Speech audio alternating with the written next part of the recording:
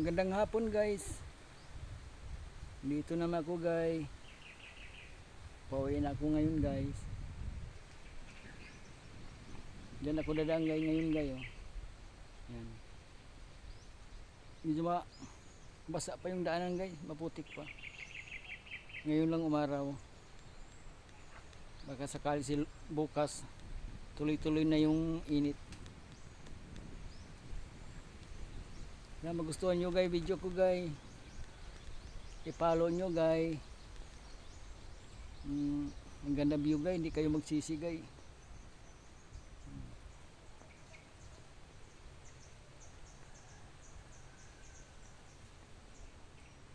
Hinihingi ko lang sa inyo guys, pangbili lang ng bigas guys, pang ulam.